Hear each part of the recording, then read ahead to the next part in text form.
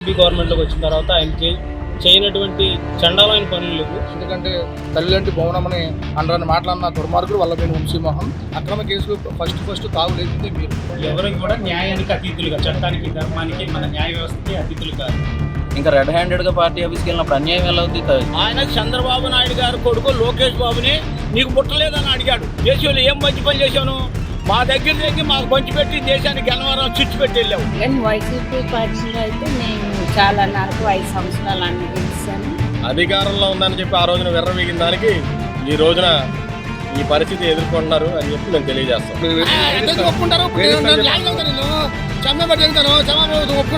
కక్షపూరిత రాజకీయాలకు care of address Telugu Desam party కాదండి. కక్షపూరిత రాజకీయాలకి కేర్ ఆఫ్ అడ్రస్ ఏదైనా ఉందంటే అది గత ప్రభుత్వం. అరెస్ట్ చేయడం మీద ఎలా స్పందిస్తారు ఏంటి? చాలా ఆనందంగా ఉందండి ఈరోజు మాకు. తెలుగుదేశం పార్టీలో ఇదొక సువర్ణాక్షరాలతో లిఖించబడే రోజు అని నేను అనుకుంటున్నాను. గన్నవరం చరిత్రలోనే వల్లభనేని వంశీ చేసినటువంటి పనులు తెలుగుదేశం పార్టీలో ఉండగా ఆయనకి ఏ విధంగా గౌరవించామో, తర్వాత వైసీపీ గవర్నమెంట్లోకి వచ్చిన తర్వాత ఆయన చేయనటువంటి చండాలమైన పనులు లేవు.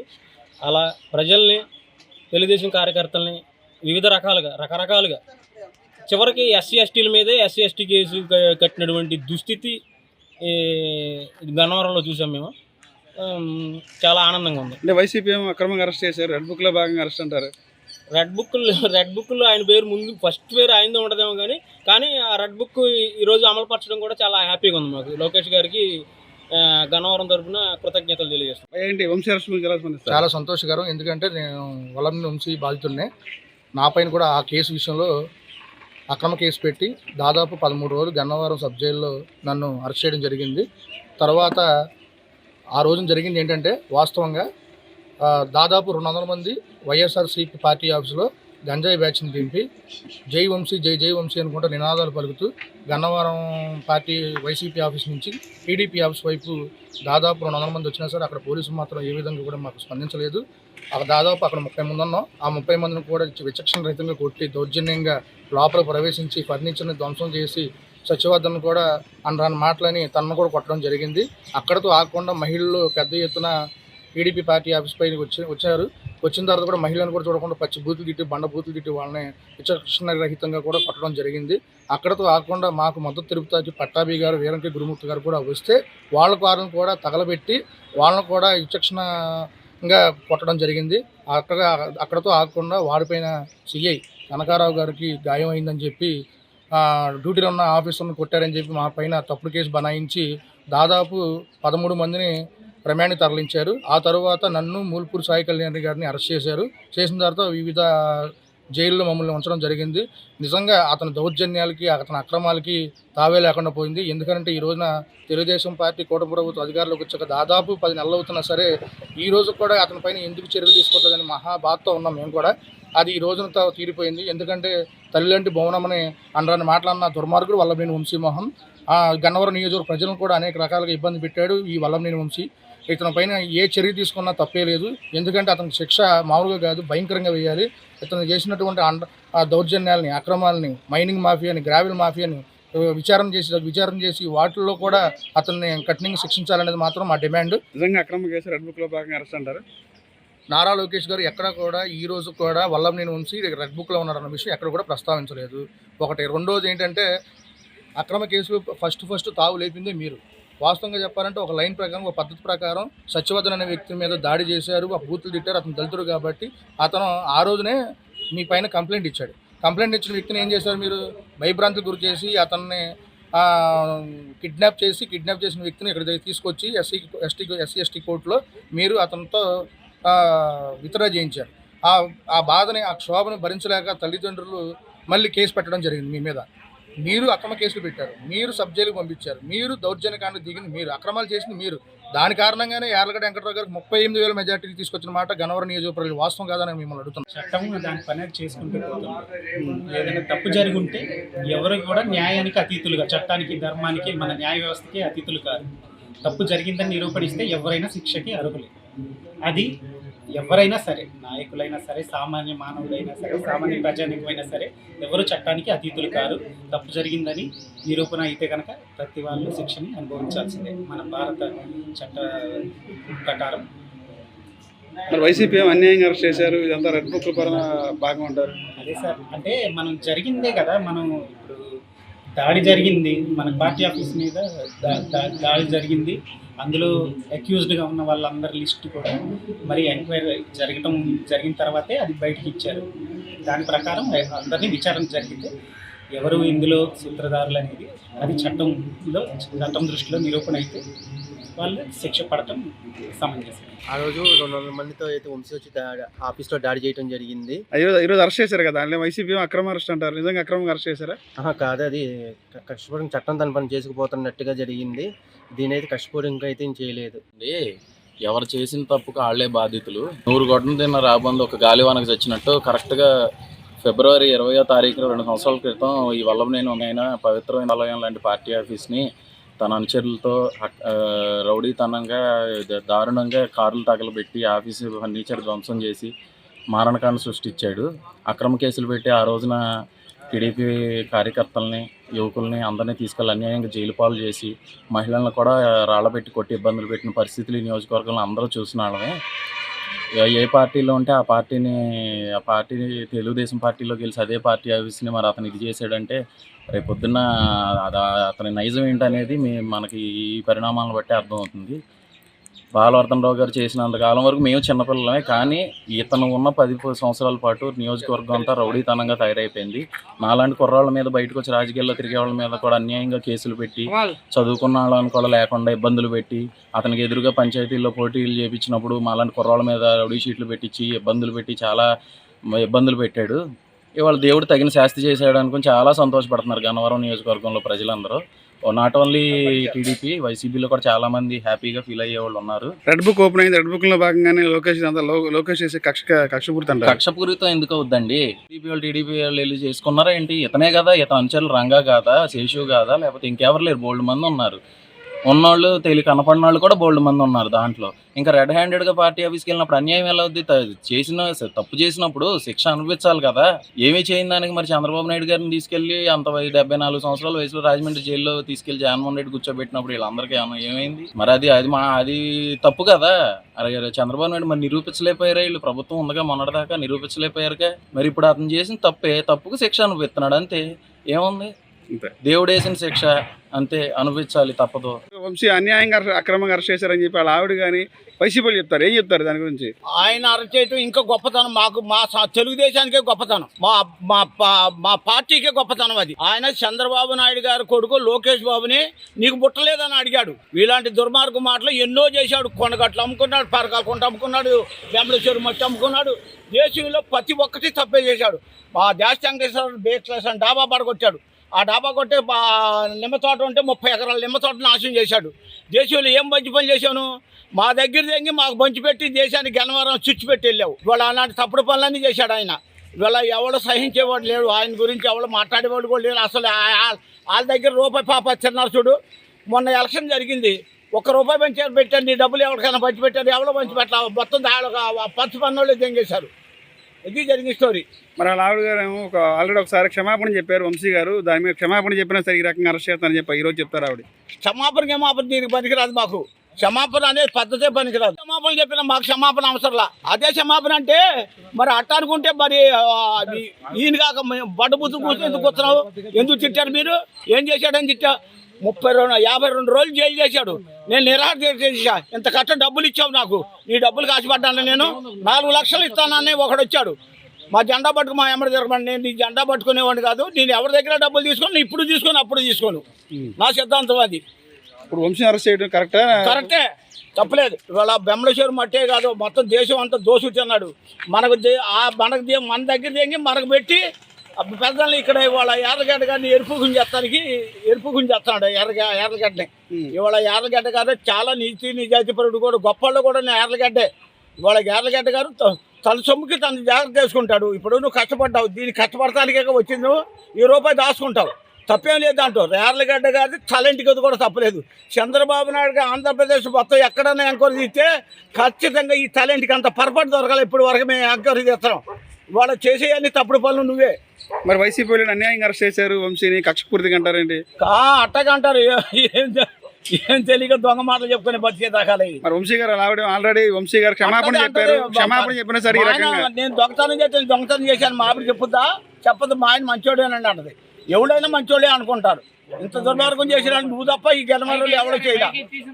అది అంటానంటే పల్టాల రవి గారు 360 పెళ్లిళ్ళు చేస్తే అట్లా పల్టాల రావుని బెనామీగా పెట్టుకుని బెనామీనే సావదంగా నువ్వు. ఏం మంచి పని చేసావయ్యా నువ్వు? ఆంధ్రప్రదేశ్ ఏదైనా మంచి పని చేశాను, నేను చేశాను రా నువ్వు చూపించును. గన్నవరం చాలా అభివృద్ధి చేశారంట. ఏంటి అభివృద్ధి చేసింది? గెలవరంలో అభివృద్ధి ఆయన కాదు, ఇప్పుడు చెప్పిస్తాం చూడు ఎంత చెప్పిలో ఎర్రగడ్డ కడతాం చెప్పి ప్రతి రోడ్డు ప్రతి డ్రైనేజ్ అన్ని వాళ్ళ తార్ రోడ్డు వేసావా, సిమెంట్ రోడ్డు వేసావా, ఏమన్నా డ్రైనేజీలు కట్టావా? ఏం చేసావు? జగన్మోహన్ రెడ్డి నిలువు దోపిడిగా దింగాడు. నరేంద్ర మోడీ గారు 16 లక్షల వేల కోట్లు ఇస్తే పోలీసు వాడి 4,50,000 కోట్లు, ఉద్యోగస్తులు 3,50,000 కోట్లు తీసుకుని వెళ్ళి లండన్ విమానం తెచ్చి 5 లక్షల రూపాయలు విమానానికి ఇచ్చి అక్కడ నుంచి తీసుకుని వెళ్ళి అక్కడ రాసుకు దింగావు. నువ్వు ఏం మంచి పని చేసావు మాకు? ఆంధ్రప్రదేశ్ ఏమైనా రోడ్డు పోసావా? పోలవరం నాశనం అయిపోయింది, రాజధాని నాశనమైంది. ఛాలెంజ్ కలగమాట నారా చంద్రబాబు నాయుడు ఒక్కడే నిజాతిపరుడు. పుచ్చలపల్లి సుందర తర్వాత చంద్రబాబు నాయుడు గారు నిజాతిపరుడు. అంటే అన్యాయంగా అరెస్ట్ చేశారు వంశీ అంటారు. నిజంగా అన్యాయంగా అరెస్ట్ చేశారంటారా? కక్షపూరితం అని చెప్పి అంటారు వైసీపీ కానీ వాళ్ళ భార్య కానీ. ఏమో నాకు తెలియదు కానీ వైసీపీ పార్టీలో అయితే నేను చాలా నరకు 5 సంవత్సరాలు అనుభవించాను. నేను శ్రీకాకుళం జిల్లా నుంచి రావడం కారణం వైసీపీ పార్టీ నుంచే. నేను శ్రీకాకుళం జిల్లా నుంచి గన్నవరంలో అడుగు పెట్టాను. నేను 5 సంవత్సరాలు నా అక్కడ ప్రతి ప్రూఫ్లు ఉన్నాయి. వంశీ విషయం నాకు తెలియదు కానీ వైసీపీ పార్టీ నుంచి మాత్రం నేను చాలా నరకు అనుభవించాను. నాకు చాలా ఇబ్బంది పెట్టారు. మేము తల్లి 5 పిల్లలతో సహా మేము నరకొచ్చు. దేనికి ఇబ్బంది పెట్టారు? మాకు టీడీపీ నుంచి నేను వైసీపీ పార్టీలోకి రాలేదని నాకు ఎప్పుడు ప్రతిసారి ఇబ్బంది పెట్టి నా భూముల్లో జెండాలు పాతి నా భూములు అన్నీ అక్రంగా లాక్కొని ఇప్పుడు కూడా గొడవ పడుతూనే ఉన్నాను. ఎవరైనా పెట్టేది వైసీపీ నాయకుడు ఎవరు? అక్కడ మా సర్పంచులు గట్ట ఊర్లోన గ్రామంలోన అవన్నీ పడ్డానండి. గన్నవరం వచ్చాక కూడా నేను టీడీపీ నమాది పట్టి బీజేపీలోకి నేను మారానని కూడా మళ్ళీ పెట్టారు. బీజేపీలో నేను మారినా నా అత్తవారి ఇల్లు గౌరవం అని బీజేపీ పార్టీ అనుకుంటున్నాను. టీడీపీ మాత్రం పునాది నా పుట్టినీళ్ళు సార్.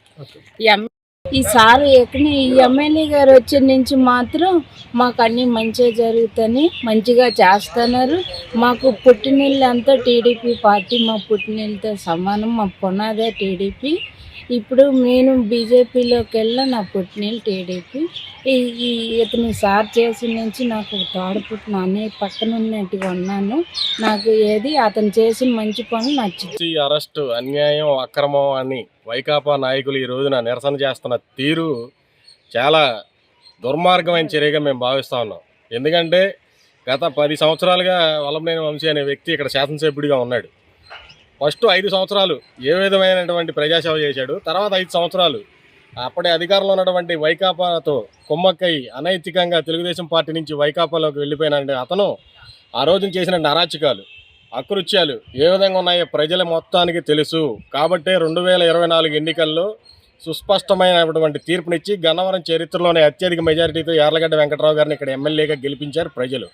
వీళ్ళు చేసినటువంటి అరాచకాలు, ఇక్కడ తెలుగుదేశం పార్టీ ఆఫీస్ మీద దాడి చేయడం, అలాగే మహిళా నాయకురాలను రాళ్లతో కొట్టించడం, దాడులు చేయడం, గొంతు చిన్నగారి ఇంటి మీద దాడులు చేయడం, వాహనాలు తగలబెట్టించడం, అంతేకాకుండా బాధితుల్ని నిందితులుగా చేసి ఆ రోజున అక్రమ కేసులు బనాయించి జైళ్ల పాలు చేసినటువంటి పరిస్థితి. ఇవన్నీ చేసి ఈ రోజున భారీ మెజారిటీతో ఏ రోజైతే యార్లగడ్డ వెంకటరావు గారు ఇక్కడ గెలుపొందారో గంటల సమయంలోనే చట్టా బుట్టా సర్దుకొని ఇక్కడి నుంచి పారిపోయినటువంటి పరిస్థితి ఆ రోజున మనం చూసాం. పారిపోయినట్లుగా ఉండకుండా ఈ రోజున ఆ రోజు కేసుకి సాక్షి అయినటువంటి సత్యవర్ధన్ని ప్రలోభ పెట్టి అతనితో అబద్ధపు అసత్య వాంగ్మూలాన్ని రికార్డు చేయించి మళ్ళీ వల్లభనేని వంశీ ఒక రాంగ్ స్విచ్ అనేది ఆన్ చేశాడు. దానికి ప్రారంభంగానే ఈరోజు ఆయన అరెస్టులు జరిగినాయి. ఎవరు చేసుకున్న దానికి వాళ్ళే పడతారన్న దానికి ఈ వల్లభనేని వంశీ అరెస్ట్ ఒక ఉదాహరణగా మేము అభివర్ణిస్తూ ఉన్నాం. ఒక్కసారి గతంలో ఈ వల్లభనేని వంశీ అనే వ్యక్తి మాట్లాడిన తీరు, మీరు క్షమాపణ చెప్పిన తీరు, ఆయన ఇక్కడ చేసినటువంటి అప్రజాస్వామిక విధానాలు, ఆయన అవలంబించినటువంటి విధానాలు ఆయన చేసినటువంటి అకృత్యాలు ఇవన్నీ కూడా బేరీజ్ వేసుకుని చట్ట పరిధిలోనే అతను శిక్షిస్తున్నారు తప్ప ఇంకెవరూ స్వయంగా కానీ లేకపోతే ఇది కానీ ఆయన చేయట్లేదు. చట్టం తన పని అది చేసుకెళ్ళిపోతుంది. కాబట్టి చట్టం దృష్టిలో అందరూ సమానమే. అధికారంలో ఉందని చెప్పి ఆ రోజున విర్రవీగిన దానికి ఈ రోజున ఈ పరిస్థితి ఎదుర్కొంటున్నారు అని చెప్పి మేము తెలియజేస్తాం. అన్యాయం కదండి, నిజం మాట అండి. అరచేటు మంచిదే ఆయన్ని. ఇప్పుడు కృష్ణా జిల్లాలో గన్నవరం అనేది పెద్ద గడ్డ, మంచి గడ్డ. అసలు దాన్ని పెద్ద ఇదిగా నేనే బనగాడని చేసాడు 2 సంవత్సరాలు, 2 పర్యాలు. ఒక పర్యాయం చేసి 2వ పర్యాలు మా వైసీపీలోకి వచ్చాడు. మేము వెంకటరామట ఉన్నాం ఫస్ట్ నుంచి. ఆయనకి ఏం తెలవదు, ఎలా తెలవదు అలా ఊరు అన్నాడు. మేము వెళ్తున్నాం అనుకోండి రోడ్డు అంటే పశువులు చూపించాడు వైసీపీ వాళ్ళు. మా ఇది చేసి శుక్రవారం వాడు జగన్ గారు ఎలా అన్నాడు. మేము ఏం మాట్లాడాలా, మేము ఎప్పుడు ఎవరిని వాళ్ళ దూషిస్తాం. మా వెంకటరావు గారు ఒకే పాట మీద గౌరవంగా నడుస్తూ పోతా ఉన్నాడు, రైతాంగ మనిషి ఆయన. ఏంటి డబ్బు అంటే వాళ్ళ నా దగ్గర నేను ఈ గన్నవరం అడుగు మా తాతండ్రులు 50 ఎకరాల పొలం ఇది చేసిన వాళ్ళు మేము అవు చేసుకున్నాం. అయితే మట్టుకి మేము రాజు దర్బార్ మనుషులమే. మేము రాయుడు గారి కాడి నుంచి మంచి ఇది వెళ్ళాం. వంశీ అరెస్ట్ అక్రమం చేశారు, అన్యాయంగా అవన్నీ ఉట్టి మాట్లాడి అక్రమం ఎందుకు అవుతుంది. అది చేయి మట్టుకి రౌడీజం ఏంటో నాకంటే గన్నవరంలో మగవాళ్ళు లేకున్నాడు. మగవాళ్ళని దించేశారు జనం. మనం చేస్తాం కాదు, మగవాళ్ళని దించారు. ఈ వెంకటరావు గారు కూడా పెద్ద ఇదే కాదు. నా భర్త గతంలో క్షమాపణ చెప్పాడు, అయినా ఇప్పుడు ఒప్పుకుంటారు. ఇప్పుడు నేను చమ్మే పట్టి తెగుతాను, క్షమాపణ ఒప్పుకుంటావు నువ్వు చెప్పు. నువ్వు క్షమాపణ పట్టి తెగుతాను అంటే వాళ్ళ భార్య గారు చెప్తారు, మా భర్త క్షమాపణ అడిగిన సరే. అవన్నీ ఏమండి, ఇప్పుడు నేను ఉన్నాను తాగుమోతాడు, నా పిల్ల ఊరు కొడతా ఇంటికి వెళ్తే అట్టాగే అన్నీ మామూలేనండి. అవన్నీ ఉట్టితే మాటలు. క్షమాపణ చేతోటి నాకు బాధ వచ్చేప్పటికి అన్ని రకాలుగా ఒప్పుకుంటాం మేము. అయ్యేం కాదండి, టైం వచ్చి టైమానికి ఎవరికి బాధ్యత కాదు. కక్ష సాధింపు అంటారు, అవన్నీ ఒకటిదానండి. నేనేం గన్నవరం మగవాడు అనుకున్నాడు, మగవాడు కాదు. గన్నవరం మగవాడు అయితే ఆ పార్టీలో ఉండి అట్టగా ఉండి ఆ పని చేసుకుంటే మగవాడు. మా వెంకటరావు గారికి అన్యాయం చేయకుండా ఉండేవాడు. మేము ఆయన అంటే ఇంకోసారి ఓడిపోయేవాళ్ళం. మరి ఏమయ్యేదో, మేము అదే పార్టీలో ఉండేవాళ్ళం. ఆయన జగన్ గారు మమ్మల్ని కేకచేవాడు, మాకు పార్టీ టికెట్ ఇచ్చేవాడు. మేము తెలుగుదేశం గమ్ముకు జమ్మయ్యాం, ఏదో మాకు దేవుడు ఇచ్చాడు, గెలిచాము, మేము ఇట్లా మాట్లాడగలిగాం. కక్షపూరిత రాజకీయాలకు care of address Telugu Desam party కాదండి. కక్షపూరిత రాజకీయాలకి కేర్ ఆఫ్ అడ్రస్ ఏదైనా ఉందంటే అది గత ప్రభుత్వం, వైసీపీ ప్రభుత్వం. ఈరోజు వల్లభనేని వంశీని అరెస్ట్ చేశారని మీరు అంటున్నారు, కానీ ఇది ఎప్పుడో జరగాల్సింది. కొంచెం ఆలస్యమైంది, నిజం నిలకడ మీద తెలుస్తుందండి. ఆనాడు ఏదైతే ఫిబ్రవరి 20, 2022 పార్టీ ఆఫీస్ మీద దాడి, యావత్ రాష్ట్రం మొత్తం గన్నవరం నియోజకవర్గం వైపు చూసిందండి. గన్నవరం నియోజకవర్గంలో ఎప్పుడైతే అఖండ మెజారిటీతో యార్లగడ్డ వెంకటరావు గారిని ప్రజలు గెలిపించారో అది ఒక మొదటి స్టెప్ అండి. రెండో స్టెప్ వచ్చేసరికి ఈ యొక్క ఎవరైతే వల్లభనేని వంశీ దాడుల్ని ప్రోత్సహిస్తూ ఒక ప్రజాప్రతినిధి స్థానంలో ఉండి నోటికి ఎంత మాట పడితే అంత మాట మాట్లాడటం, ఇష్టానుసారంగా మీడియా సాక్షిగా తల్లి లాంటి బోనమ్మని దూషించటం, ఇవన్నీ చూసినప్పుడు ప్రతి తెలుగుదేశం కార్యకర్త యొక్క రోమాలు నెక్కిపొడిచినాయండి. వాస్తవంగా రగిలిపోయాం. ఇవి పగతోనూ కక్షతోనూ కాదండి. ఇవన్నీ కూడా ఇలాంటి వ్యక్తులకి రాజకీయాల్లో ప్రవేశం అనేది ఉండకూడదు. అనర్హత వేటు వేయాలని అప్పుడు గన్నవరం నియోజకవర్గ ప్రజలందరూ కోరుకున్నది. లోకేష్ రెడ్ బుక్ ఓపెన్ చేశారు, దానిలో భాగంగా ఈ రోజున వంశీ అరెస్ట్ అంటారు, ఏం చెప్తారమ్మా? లోకేష్ బాబు గారు రెడ్ బుక్ ఓపెన్ చేస్తామంటే ఎవరైతే చట్టాన్ని ఉల్లంఘిస్తారో వాళ్ళ పేర్లే రెడ్ బుక్లో ఉంటాయని స్పష్టంగా విద్యాశాఖ మంత్రి గారు ఆ రోజు చెప్పడం జరిగింది. మరి చట్టాన్ని ఉల్లంఘించిన వ్యక్తి యొక్క వల్లభనేని వంశీ